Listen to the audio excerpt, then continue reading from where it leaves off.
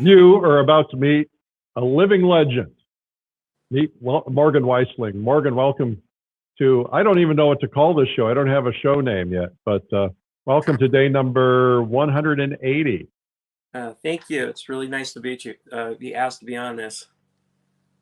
Well, it's great to have you on. I'm excited to learn more about you and learn more about what you do. How long have you been doing this now? 35 years of professional, making my living as an artist. You must have started at 12. I wish.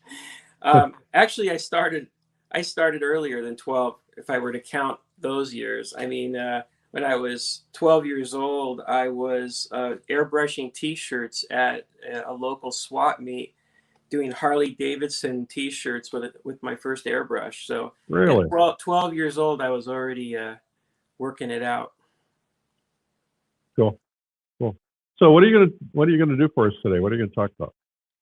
Well, when I was asked about doing this, I really, I went back first of all and looked at some of the other days too that you've done, and I see that pretty much every subject matter has been covered under the sun already. What's fascinating though is everybody tends to do it differently. Everybody tends to have, it looks that way, but underneath, we're all doing the same thing. We're all trying to hit the same principles usually, and using those, but in our own personal way. So anything I'm going to share today is not probably new, but it will be my way of looking at it. But I find art has basic principles that we all, pretty much adhere to. Absolutely. Yeah, you're right. It's a couple of different approaches to doing it. But so what are you going to talk about? Well, I thought I would bring out my pastels, and I'm actually going to do a portrait. At least I'll get started on one. I know we don't have a lot of time, but I'm doing a series of cowboy portraits in pastel. So I thought, well, I'll just bring you into, the little world of mine that I'm into right now. So Perfect. pastel has sort of been a new passion for me because I found I had to do a demo. They asked me to do an hour-and-a-half demo at the Prix de West, which is the National Cowboy Hall of Fame, in Oklahoma. But they said you only have an hour and a half, and what can I do in an hour and a half in oil? Right. The way I work in my oil paintings is allowing things to dry, and it's always so hard to do something that looks finished in an hour and a half. Yeah. So I thought, you know what? I'm going to buy a set of pastels, and I'm going to do it in pastel. Then there's no drying time involved, and I just fell in love with it because there was no drying time involved, and I can do something fairly quickly, and I thought, well, we'll see what I can get away with today. And so this is probably the first time anybody's ever seen you do pastel other than Prix de West. Yeah, for sure. Cool. And it's just like painting, and it's all the same. I paint with those pastels the exact same way as I paint with oil. So whatever I talk about, it's just as though I'm working in oil. Okay. Well, is that Annie Oakley? I like it. Yeah, that is a portrait I did just last year for the Prix de West show over there at the National Cowboy Hall of Fame, and I'm showing this right now. I know I don't think you can see all of it there, but we see pretty well. Yeah. Okay. I'm pretty much what you call a narrative painter, and I'm usually telling some sort of a historic story or a story in general that I'm trying to get across. And when you're putting together something like this, and it's obviously, she lived over 100 years ago, I'm trying to piece together historic photographs as well as bring in live models and then throw it all together into some sort of cohesive storytelling single image that kind of represented her. That's a real task actually when you're trying to do something special. And so I thought I'd talk about planning ahead. I'm going to do a little pastel portrait in a couple minutes, and as I was doing that, I was thinking ahead already, just like I do even when I'm planning something a little more grand like this, where I've got a lot of different elements. And what I do is I try to first sort of think about it in black and white and think about what the overall pattern would be. And so I'll often do many thumbnail sketches, and sometimes with pastel, actually black and white pastels. I'll kind of work things out. And with this particular design, I wanted her to be hit with a ray of late afternoon sun, but she's cast half in shadow, and I wanted to get a little bit of play between silhouette and light against dark and dark against light. So I do these kinds of little sketches to play with the idea of thinking ahead, so that when I get involved with all these things I'm going to have to do, I'm not overwhelmed where I completely lose my mind and just started painting detail. This kind of a idea sketch keeps me, on the our right track to knowing where it is I want to take this thing. And then after I decide on the value arrangement, which like I did on that, then I'll sit there and do an oil sketch like this to really get myself in gear as to exactly the colors I want it to have. But again, the whole time I'm doing that, I'm still thinking about the overall design. And by the time I'm actually sitting there on the canvas and actually painting, I have a confidence then to just go forward and stick with the plan. And so today, that's exactly, again, I was thinking the same way. Um, so taking this and putting it aside, this is another example of a painting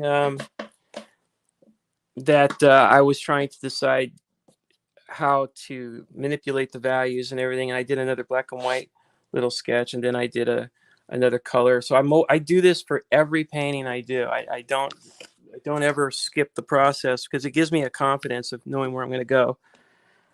So I did that for this today. In fact, I last night was trying to decide which head I was going to do, and so I did a little sketch. These are some of the warm-ups, really, for when I was doing that demo that I talked about earlier for the Prix de West, and just warming up. And this is hopefully something like what I'll do in the short time we have together. Morgan, I got to tell you that those are some of the most fine portraits I've ever seen in any medium, but I would never have guessed those to be in pastel had I not known you'd done that. Like I said, I had decided that I wanted to, but thank you. I wanted to do a demo quickly for somebody for the people at the Prix de West. And I thought,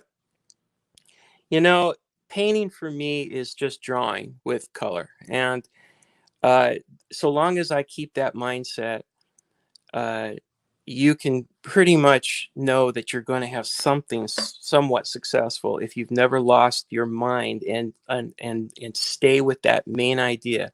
Draw.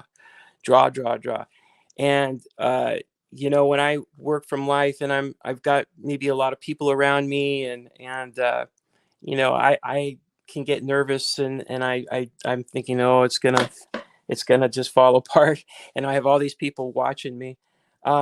I have one single idea that keeps me going and keeps me calm, and that is draw, Morgan, draw. I just say that to myself over and over. Just draw. It doesn't matter if your values are a little bit kooky right now, or your edges aren't completely worked out, or even the design.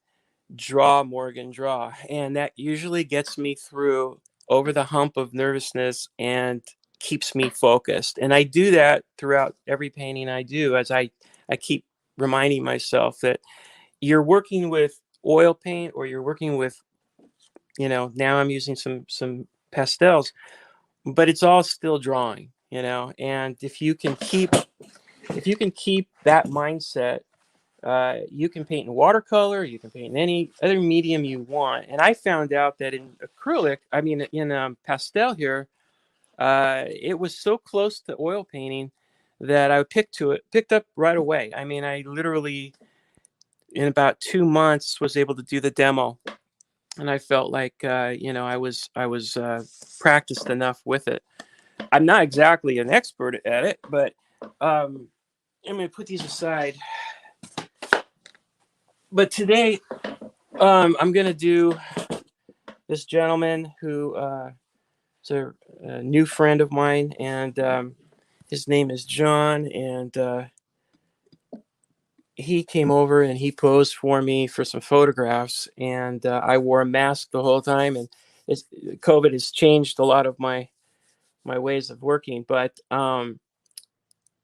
I decided to do a portrait of him, and so just like I do with a normal painting, I was thinking, well, how will I make this special? What's the one kind of idea maybe that I will try and stick with, even for a simple head portrait? I'll continue to work on this after this shuts off, and I want to be able to, call this a finished pastel. So I was thinking about the fact that I'm going to show you. I'm going to move my camera so you can see what I'm working from here. I'm going to have my computer screen here, and I'm just going to work from him as though he's sitting in front of me. And you can see he's got this beautiful blue kerchief that he brought, and it's a really intense color. And cowboys back then, they actually loved to use a lot of bright color. We always think of black and white or sepia all the time when we think cowboys and stuff, but they actually love to array themselves with bright colored shirts and kerchiefs. And so I want to kind of get that sense in this particular pastel. So the idea is I want to make sure that that blue scarf is almost the star of the whole thing, really. At the end, I'm going to start on his face and everything, but in the end, I want that blue scarf to really be the element of design that really sets this whole thing off. And so I just wanted to come up with something that with this sketch, this this is going to be basically the paper, the color of the paper.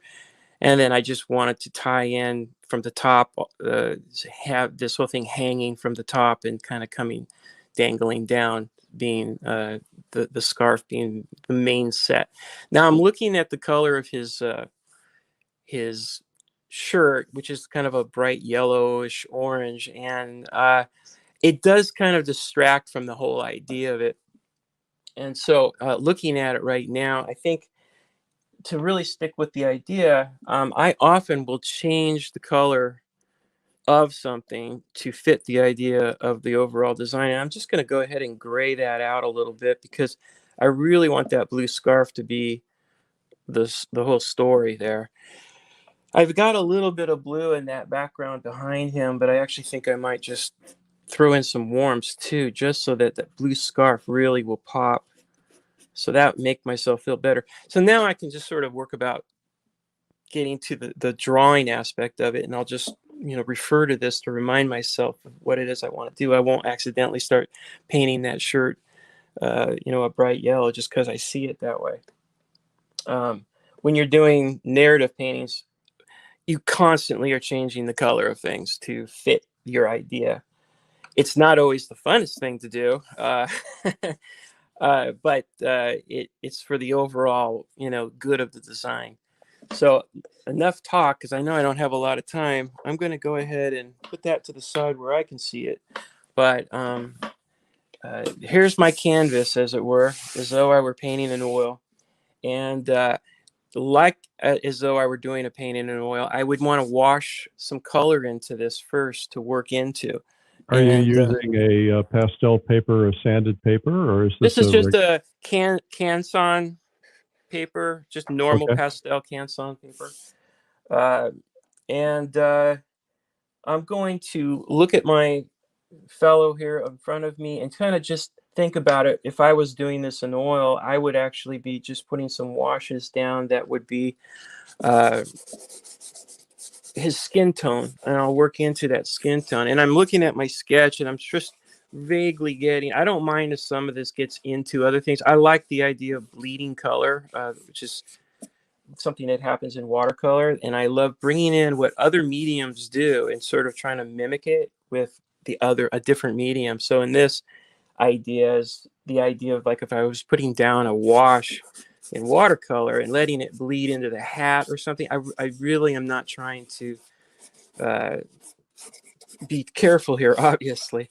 Now you're probably already saying, wow, it already looks like them.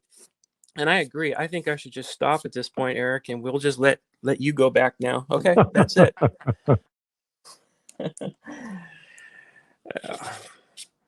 All right, so I'm going to add some of the colors I think will be there underneath, so I don't have to go and paint every single little tile of color to fill this out. I'd rather have something that's going to show through. A lot of this will just remain, so there's no point in just rushing too much through it. I'm actually thinking even value just a bit, where his cheek is going to be a little lighter, his nose is going to be a lot lighter. Um, I'm actually thinking of some of the grayer areas, like his chin, where he's got whiskers. So I can throw in a little bit of just gray, see if any of that shows through, like a watercolor. I love watercolor too, and I love the freedom of letting the color kind of just accidentally show up places that you wouldn't have probably put. So anything that can make that happen in a painting, uh, that's a more opaque kind of medium like this or oil, I try to do anything I can to make that accident happen. Now I'm kind of rubbing it with my finger to get it embedded into the paper, so that when I start working over this, it won't even come up and destroy the value of whatever I put over it, because it's pretty embedded. It's like a wash. It truly is. It's just like in oil. So it gives me a place to start. And once I get to this point, I just pretty much have to click into. Well, actually, before I do that, I actually see his eye socket, and I can kind of just indicate a little bit of slightly darker values where I know I'm going to end up darkening some of the halftone in that area. I don't normally like to think too much about halftone at this point. Um, and Eric, if I ever say any words that I know you've done this to many artists where you make me define things. You go right ahead and just tell All me right, to I'll do that. define. I'll stay But on top of it. I'm assuming probably everybody knows what a halftone is at this point. But and you've done such a good job, educating the world. Really, I was thinking about it with all the work that you've done with art instruction, and where I was when I was in school. You know, uh, 40 years ago, um, there was nothing. There really wasn't anything to. Well, obviously no internet, but even videos, were very rare. I think Daniel Green was the only guy that I remember having a real video that somebody had bootlegged and brought into art school. But wow, so much is available now. There's no excuse for not knowing the principles and the fundamentals of art. So now that I've got that down, I'm going to start drawing and getting something fairly quickly, hopefully. I'm using a little bit darker. Um, Are these hard or soft pastel? this one is like a medium that I'm drawing with. I'm just sort of getting my bearings. I'm jumping in, and I'm just sort of uh, getting started. I'll start going softer and softer, but this one is a little bit of a hard. And I have a mix of different brands. I ordered a few. I can't even remember now what these brands are. But since they're not paying me, it doesn't matter. I don't remember. But they're fairly good. They were fairly expensive. I think the whole set originally. I'm using here. I should show. This is one tray. Let me see. Where's the camera? I can't see the thing when I'm working here. Yeah, you got Uh, it. You got it. I what I did was I got 2 or 3 sets of different types, and then I broke them down into the flesh tones that I'm going to probably always be jumping into, and then my tans, and then my darker browns, and then I've also got my greens, my grays, my blues, and then the bright colors that are going to be just once in a while for accents, but uh, oh. Anyways, I'm getting distracted by something right there. Anyways, because of the way I've set it down, I can jump now right into all the original sets of every color of flesh tone, so I can really go pretty quickly here. This is the one limitation I do find, though, which is, when I'm painting in oil, I can really mix exactly what I want. With pastels, I'm finding myself compromising on color for a long time, and then it's not till the end that I try to incorporate maybe a little bit closer to maybe some of the things I'm seeing in the model. But in the beginning, I'm just using value and general color, but it's not like every single value is there at my disposal, at least not in my set. Pastels are expensive, so I think I spent like 300 on the first set, and then I still felt very limited on values for every color I wanted. But what you lose in that, you make up for in speed when you're having to do things too. This is apropos for later on. You're showing my video of painting for the impatient, and that's this is great for impatient people. Pastels are wonderful because they are such a faster medium. I did that video 2 or 3 years after the first one, which is called Homework, because I had been told by a few impatient people that my process takes too long from that other one. It's a 10-hour video, that first video, and it's I did not speed the process up. It's really just how I paint, and I felt sorry for so many people that had to endure it. Even though I think it contains everything you could possibly get from me. I decided to do that painting for the impatient for those people that take a class and don't have 10 hours to do a painting. And, you have to change your mindset with time limits. And so everything changes when you've only got an hour and a half or a 3-hour, workshop that you're sitting in. And so I did that video to just show a way to approach painting in a much quicker way. So you're at about the 15-minute mark, and I'm just curious. A lot of people don't put highlights in until the very end, but it looks like you're kind of building up your lights now. Well, they're not really. I'm using the lighter. I'm getting my bearings on overall value of average, but I'm using my average flesh tone pastel as an eraser. And at this stage of the game, I'm already trying to just nail the shapes.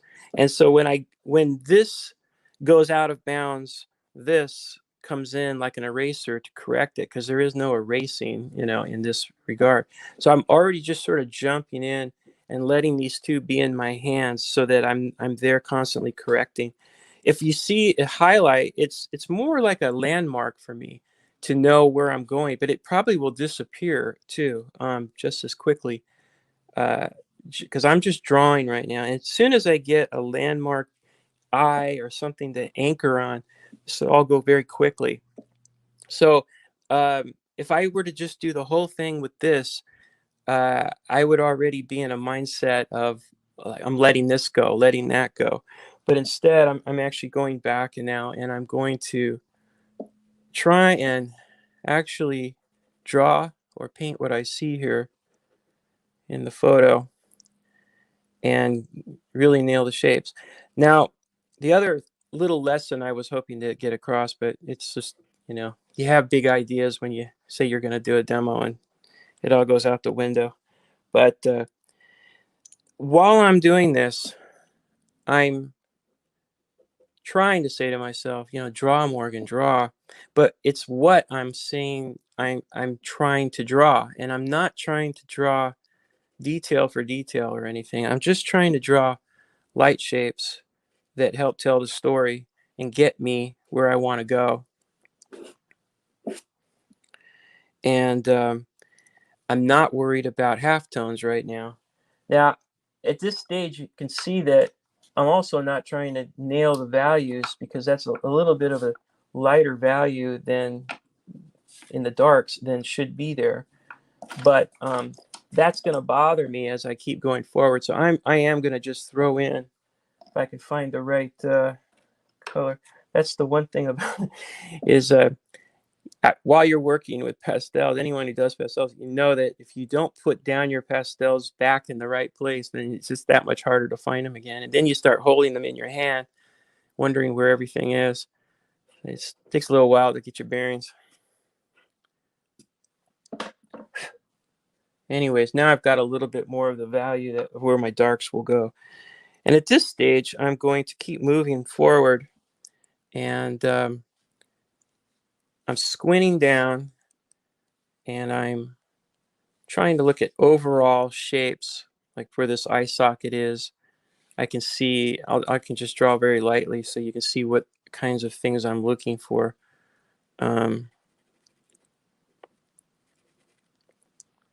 Since I won't have time to go back during the time of this video, I'm trying to also get a little bit of the detail in. But I'm measuring, I'm getting all the things I need to get an accurate to what I see drawing down. I'm lining things up, tear duct to tear duct, looking for relationships from eye to eye. Those are the things that will ruin this whole thing, is if I don't nail the drawing aspect and drawing of the darks, which are defining the overall likeness of this person. The halftones are not telling the story. It's the darks that are placed perfectly that tell the story of his likeness. And if I don't nail that and spend a little bit of time on that, then no matter how many fancy little strokes I put in later with the side of the pastel and it looks all flashy, it's still not going to work because they're not in the right place. Something's out of place. So it's worth the time taken. And it can be, this is the boring part to watch. I always feel for people who are watching a demo, and it's just, measuring is not a romantic, flourishy thing. It's just hard work. And it takes a long time when you're working on a big gallery piece to get all the measurements down. It's just, you have to have patience.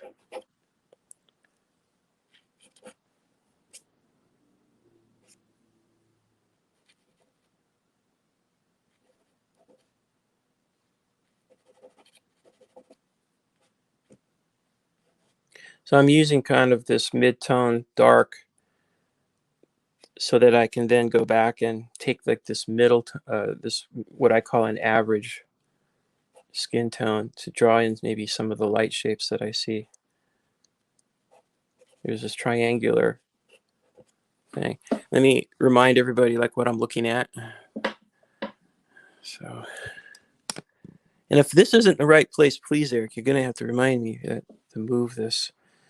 No, you're doing great. Okay, this phone is like right near my chest. I'm surprised I haven't knocked it a few times already. You got about 12 minutes. Wow. I'm gonna have to.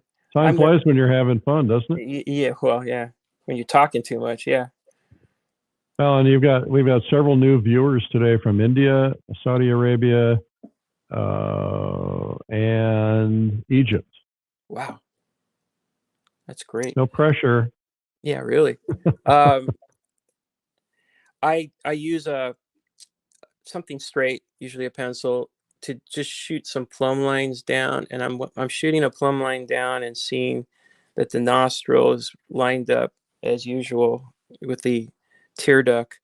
And now all I do is just use a little bit of a half tone. I'm measuring from here to here, getting where that cheek crease is, but I know that this nostril now is going to line up about here. So it's just a matter of judging how far down his nose is, how large his nose is.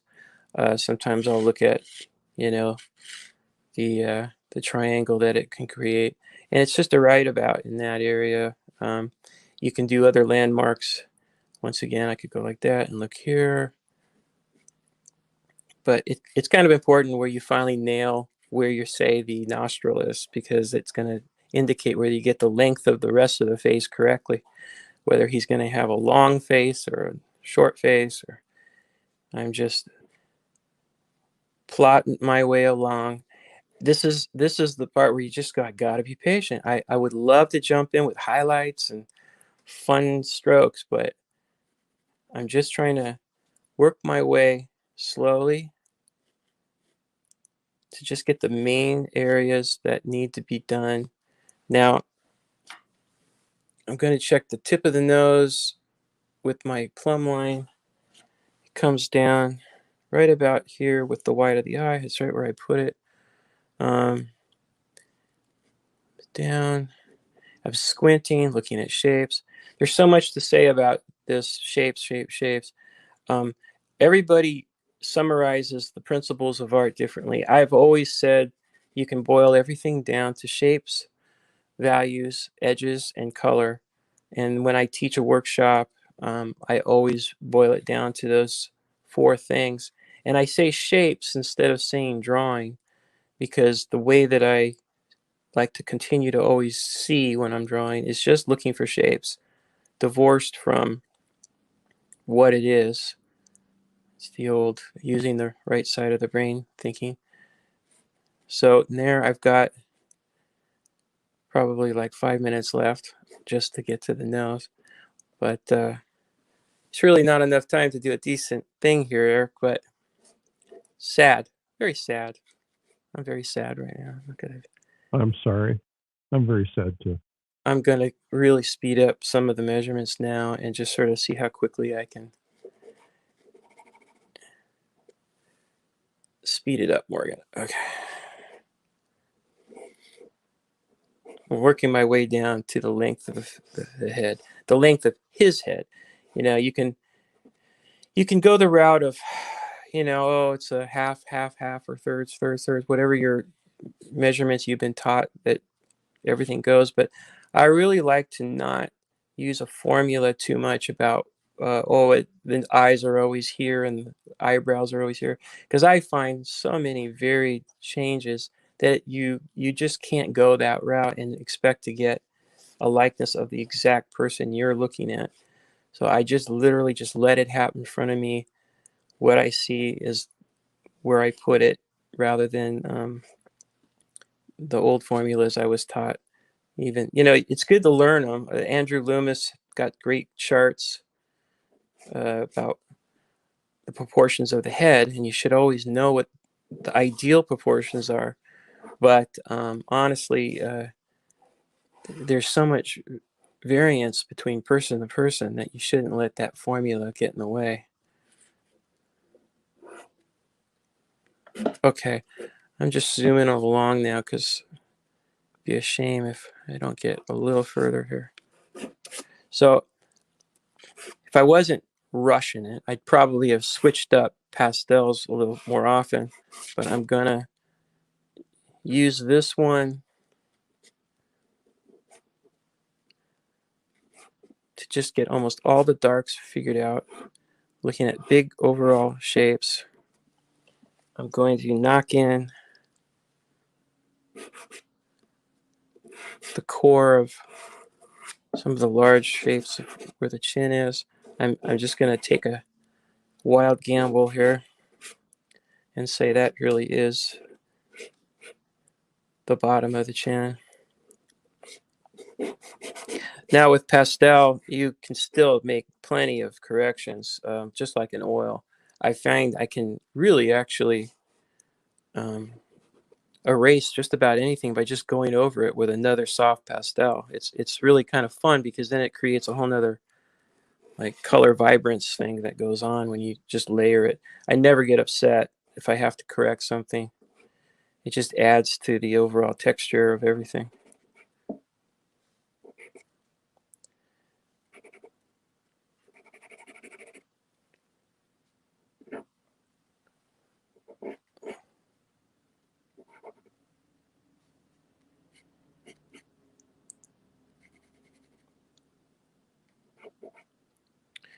and I'm just trying to paint the way the cast shadow is defining the mustache and upper muzzle. The cast shadows are little helpers in telling the story. If you get the cast shadow going over the form correctly, it tells the whole story without having to draw what's inside. I have a whole thing that was taught to me when I was in art school, which was my teacher showed me how the actual areas inside the light and inside the shadow are not important. It's only important where the two meet. And he used to emphasize that. He'd do this beautiful head demo for us, and with a nice large shadow area maybe on the side of the face, and then he would do tic-tac-toe like this, and he'd play tic-tac-toe inside it, and he goes, does it still look like him? And we go, yeah. See, it doesn't matter. Don't spend so much time in the shadows. It's what's in the light. It's what's in the light, and really where the two meet, that everything is important. Now, do you follow the principle of putting a higher chroma where the light and shadow meet, or a bed bug line, or something like that?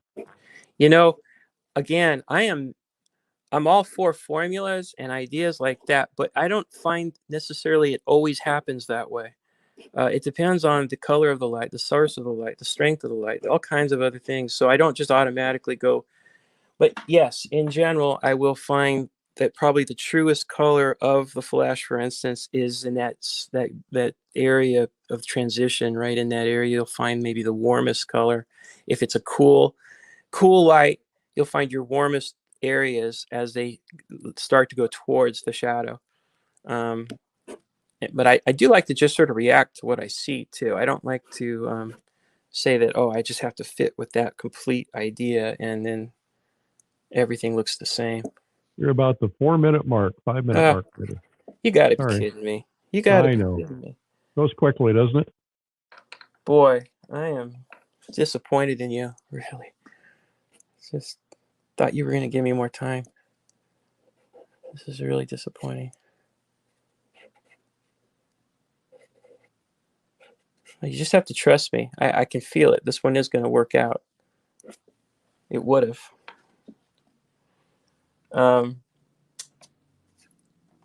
The color of the paper itself is obviously, now that I toned it too, going to stay a lot of it. You can see a lot of it worked out well for me in terms of probably what can happen. If in this particular light source, he does have light planes of his face, definitely catching some lighter, what you might want to call highlights or lighter planes. I don't like to use the word highlight too often, but highlight definitely can apply. And I'm squinting down and I'm just looking for just some of those key spots. I'm keying it right now. I'm moving forward into that idea just so I can get a little bit more happening here. I maybe should have started a little of this so that I could get to the fun part, because the fun part's just starting to happen. The fun part is when I start to really get in there and paint. So far it's just been plotting. So But I'll tell you what, if you want to buy some extra time, I can give you 15 more, but we just have to know that those of you watching on some platforms might get cut off and have to find it on another platform. That's up to you, Morgan, if you want to do it.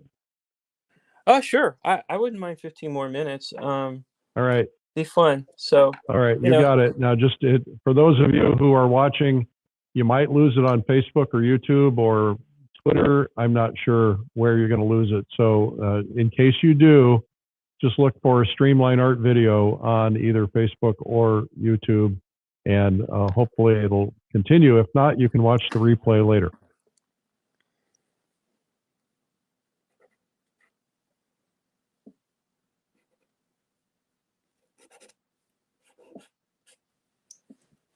Got a new viewer from Colombia. Welcome, Colombia.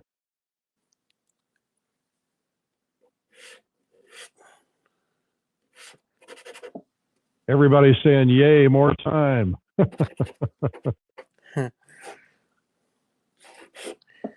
So with that a little bit of extra time, I'd like to define just a little bit more the rest of the areas of the head.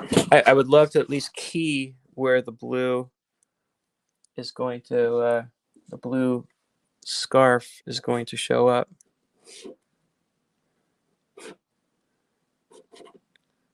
I find that even if you can't get to the whole thing, it's always a good idea to at least get a spot of it just so you can reference it and reflect it into some of the other colors.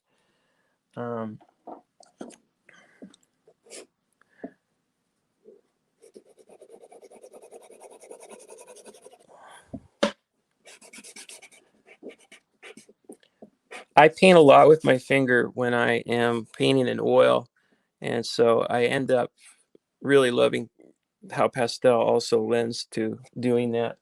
And the one thing though is, boy, my finger is embedded with that by the end of this thing. And I have to be sure to keep wiping my finger as I'm touching I use this, and I also have some wet wipes to kind of clean my finger, because it's nothing worse than taking something real dirty right into the flesh tones, or for instance. So I'm constantly wiping my finger, just like a brush would be constantly. So I'm going to try to find a decent blue just to key it to, so I can at least see it. I'd have to say that I'm not really seeing a good blue in this group that I have ready. I'm just going to use more of a turquoisey for now. I can always warm it up. I'm just going to interrupt real quickly. For those of you who are at the end of the broadcast, you may pop off. We're going to go long today. We normally go 1 hour because some mediums will cut us off, but we're going to continue. So look for us at Streamline Art Video on Facebook or YouTube, and you should find it. If not, watch the replay. And if you can't continue after the 1 hour mark because of lunch or whatever, I understand. But thank you for watching. Our guest is Morgan Freedley, right? Weistling, and I'm Eric Rhoads, publisher of Fine Art Connoisseur. Also, check out realismlive.com. You're going to want to go to that. Okay, we're going to continue on and hope it doesn't cut off.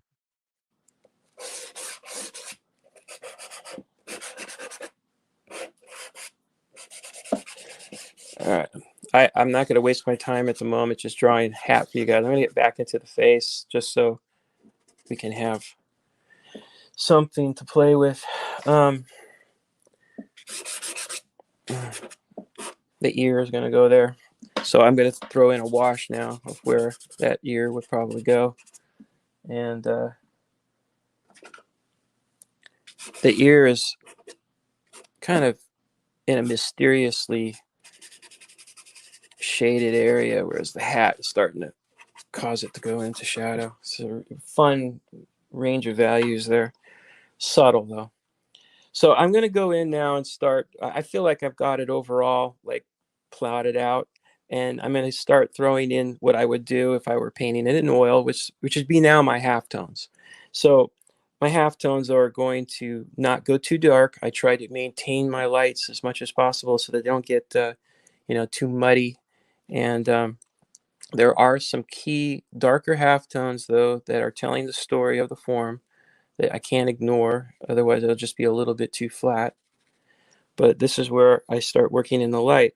But again, nothing in the light should ever go so dark that it confuses the overall structural quality of light and shadow. There's plenty of rules I could go over, but I'll try to concentrate. So the trick with pastels is literally just having a lot of pastels at this stage, because yeah, you can mix it.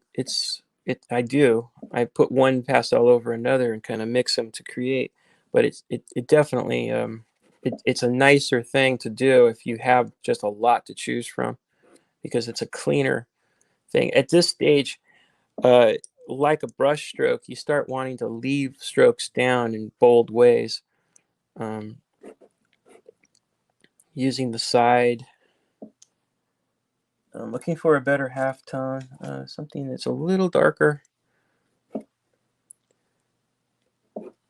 And I like putting down like tiles of color with oil. I do the same thing with my pastels, where you just boldly put down a nice squared off plane, and uh, not get too precious about it, and just put it down, and always know that your draftsmanship can always come back and save something. Always rely on your ability to draw. If you've drawn it once, you can draw it again. Don't be afraid to lose something that That's great advice. you have to have courage. You just go, I worked hard to be able to learn to draw. I'm not going to pretend like I can never do it again. I know I could do it again. It's like falling off a bike. You got to fall off a few times and realize that you won't get hurt, and then just move forward that way.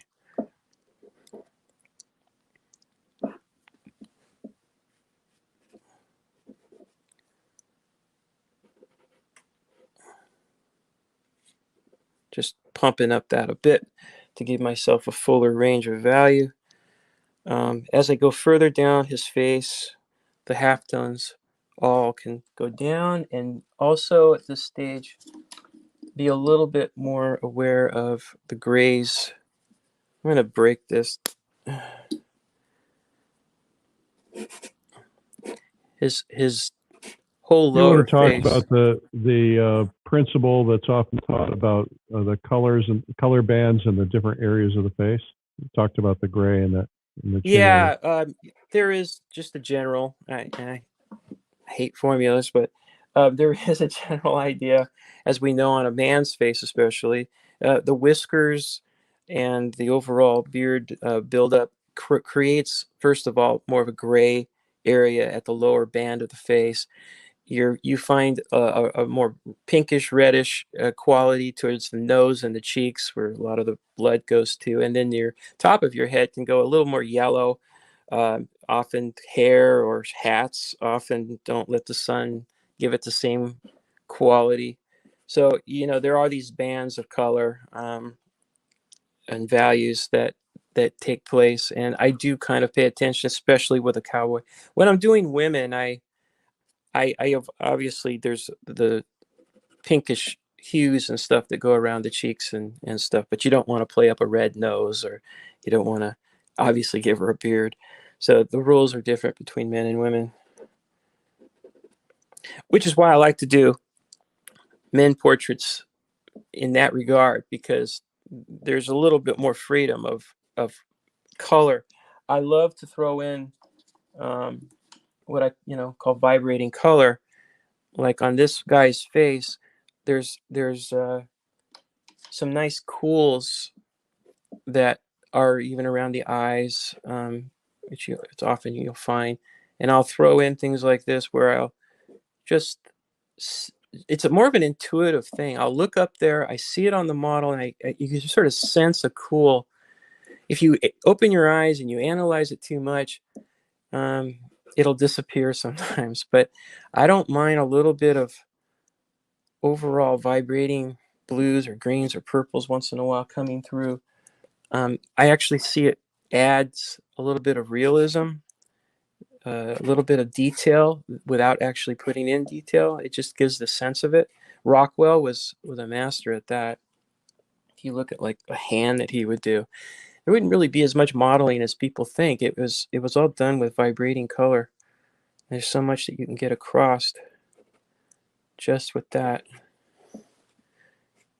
Hands have veins that run through them that are blue, and got red knuckles. It's just like a face. It's just some beautiful things to look out for.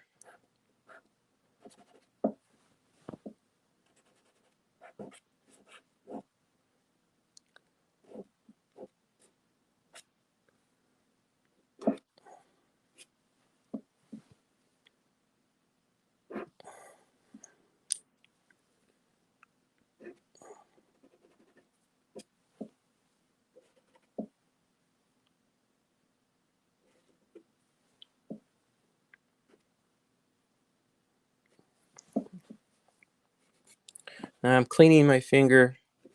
I'm going to do a little bit of blending this in a way just to see where I'm at, and squint down.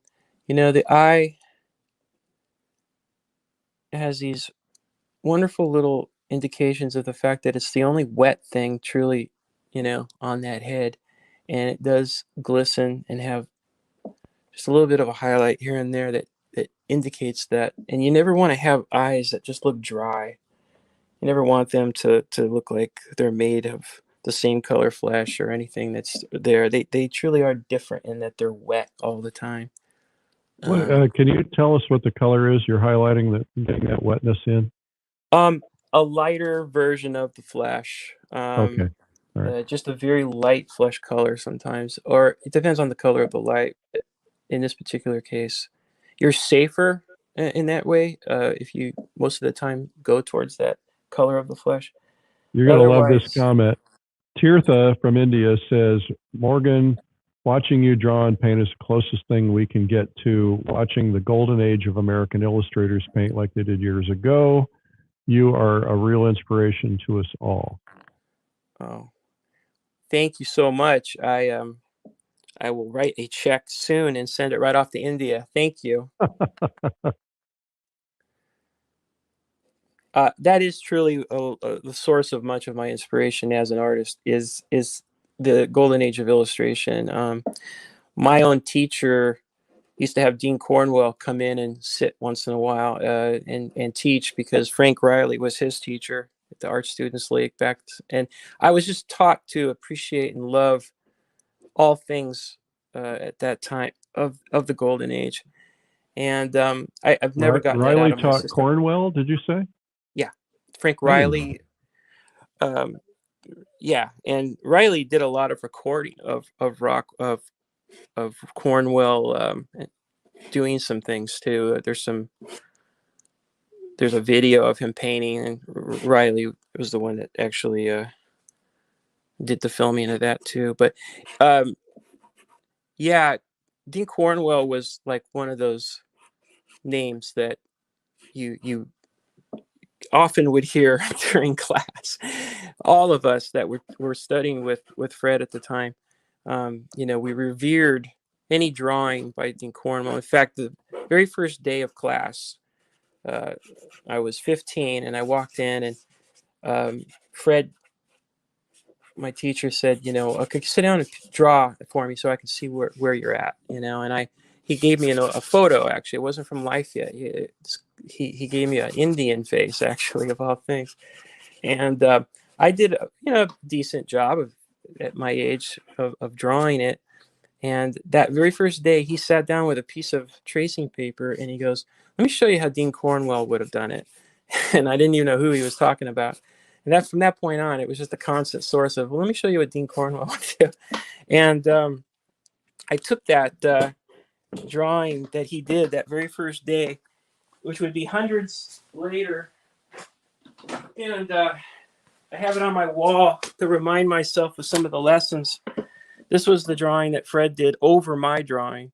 And the whole lesson, here I was, very first day of class, he was showing me the relationships that you want to look for and emphasize from eye to eye, from cheek to cheek. There was a whole abstraction that he gave us a framework to memorize and then look for beautiful flowing rhythms throughout everything. And I was like, that's pretty heavy lesson first day of class, but it really sunk in, and to this day that lesson's always there. In fact, while I'm working on this, I'm dying to get to that aspect of emphasizing some of those relationships, but I can't do that in the beginning. That's like one of the fun little things, but I'm going to want to relate everything, some plane to the plane here, really emphasize a relationship between eyebrows, one for here, and find that invisible string. He used to call it a string of pearls sometimes. You have one line here, but all of a sudden you put it here, but your arm flowed, and your eye, I don't know if you can see, your eye automatically connects to anything that connects on that flow line, and you can break away from it, but that eye will always want to connect something that's on that same flow line. Well, you do the same thing with eyes, you do the same thing with eyebrows. um, this mustache is going to have like beautiful spots like here and here, and then the eye connects those two pieces. You can break it up everywhere, and you can lose edges, and haven't even talked about edges yet, but um, those are the fun, you know, last stages of a painting, last stages of this pastel, where I'm going to go to town. Unfortunately, we're going to cut off before I get to go to town, but um, gosh, you know, that's the part where I just can't get enough of it. That's the stuff that makes me want to be an artist, is relationships and rhythms. It's the stuff that makes me still to this day look at a Nikolai Feshin painting and just be in awe of all those invisible little relationships that he would put in. And you see them and you realize, oh my gosh, you know, he'll do a head, or he did a head, so many without any light and shadow on them at all. There's such flat lighting on so many of Feshin's paintings and drawings, and it was because he had a whole other idea in mind, which was to emphasize those relationships, and you can see so much of it when you have more flat lighting. And he just went ahead and relied totally on flat lighting so much of the time, and just went crazy with those relationships. But sometimes you don't notice them because he went so crazy with all his brushwork too, and you didn't realize that underneath all of that were these beautiful hidden lines. I mean, you look at his drawings, you can understand how he painted, and that was a key understanding for me, is studying the drawings of painters to understand how they painted. Um, you know, like Andrew Zorn etchings are a complete blueprint of how he thought while he painted. He's telling you everything you need to know right there. It's like little secret art lessons in every drawing. And Feshin did that, showing all these secret little relationships that he was doing, but most people were missing.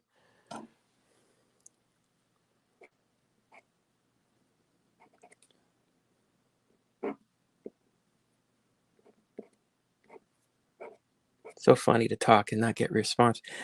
My daughter Oh, is I'm sorry. Well, no, I'm no. just, My daughter, I'm not picking on you. My daughter is teaching art at this moment online, and she teaches high school art classes, and she says there, you know, she's having to do it by Zoom because they're not allowed to be in class still.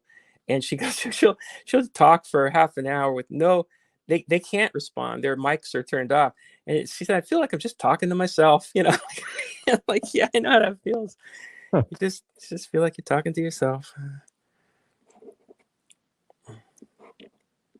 really fun to watch this develop and just see how adding each little element, the edges and so on, makes a huge difference. Darks reinforcing. You guys enjoying this? If you are, put a comment in the comments section, and I'll encourage Morgan to go in tonight and look at the comments if he wants to. And of course, he's going to be on today at 3 p.m. at Streamline Art Video on YouTube or Facebook with his other video. This is a special moment where he's doing a video live, but he's going to be doing his video Painting for the Impatient, which is this video here. And he also has another video called In the Studio with Morgan, and it's called Homework, and that shows his oil painting process, his 10-hour video, and I put that in the link for everybody. I will tune in like I did on the last one too, and I'll be there making comments along with you. I will answer questions to anybody while that video is running. I guess it's going to start from the beginning, but I think, you know, they randomly choose a segment because they can't play the whole video, but they'll show a segment of it for roughly an hour. So right. So wherever it's at, if there's questions, I can always I'll make comments one way or the other about how horrible I felt that day or whatever it was. If you can remember that far back. Oh, I remember. I hated doing videos. It's really not the funnest thing in the world for me to do because Well, you got to paint, you got to and talk. talk at the same time. It's just in Yeah. general. Well, you're doing a great job now. You're a good teacher. Oh, thanks. I think if I were doing it all the time, I could get more into the groove of it. It's been a while. I've been stuck to the easel for so many years, just painting, and you get a little used to not talking. But there was a time when I was doing more workshops and stuff, and I really do enjoy it when I'm in the midst of it. The So feedback. we're at the 1:15 mark in Eastern time, so I think we're going to have to kind of got to make a couple announcements and drop off. So Morgan, All right. you've done just amazing to watch this come together. If you'd be willing, if you're going to finish it, then